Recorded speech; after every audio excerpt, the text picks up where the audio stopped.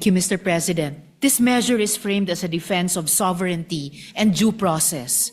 Those are values I uphold. But sovereignty does not mean insulation from obligations we freely assumed under international law.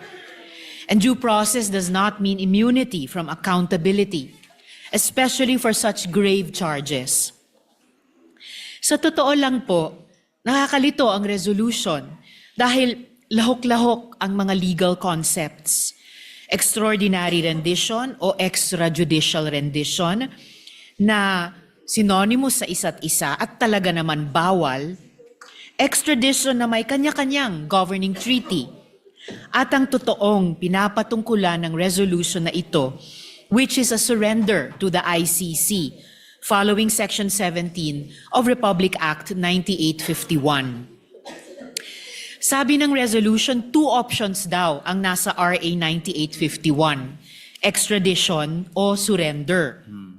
Pero hindi po extradition ang tamang proseso dahil according to international law at sa rules on extradition proceedings ng Korte Suprema, extradition is a formal, treaty-based process in which one state surrenders an accused or convicted person to another state to stand trial or serve a sentence. The ICC is not a state, so extradition could not have been an option.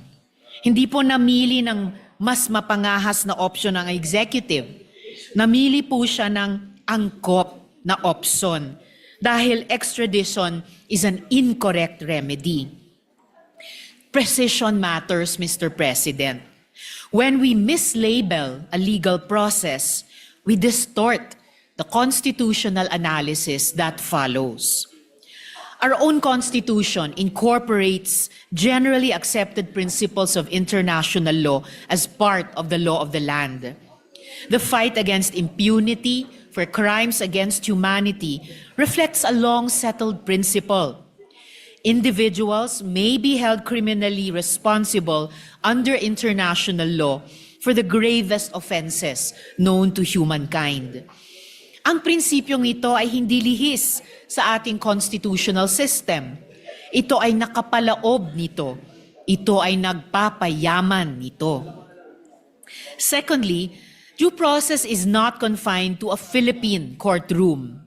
Surrender to the ICC is not a deprivation of due process.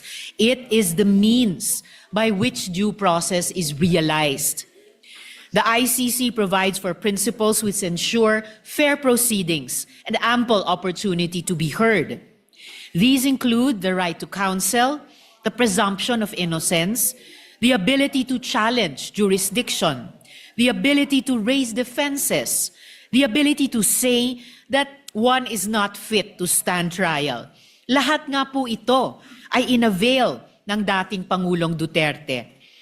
The constitutional guarantee is due process, not exclusive domestic venue. Thirdly, while couched in general terms, this resolution arises from specific circumstances involving the former president. The rule of law requires that accountability mechanisms apply equally, regardless of rank. Ginawa po ang ICC para magkaroon ng espasyo ang mga biktima na hindi makakuha ng hustisya dahil estado ang kalaban, dahil makapangyarihan ang kalaban. They deserve due process too. I agree with the first sentence of the second to the last clause of the resolution. One person who was denied due process is one too many. Tama po. Ang hindi po binigyan ng pagkakataong magsalita, ipagtanggol ang sarili, humarap sa korte, magbigay ng kanilang panig at kumprontahin ang kanilang mga taga-usig ay tunay ngang kalunos-lunos. Noong mga taong 2016 to 2022, libo-libo po sila. I stand with them. I vote no to PSR number 307. Salamat po, Mr. President.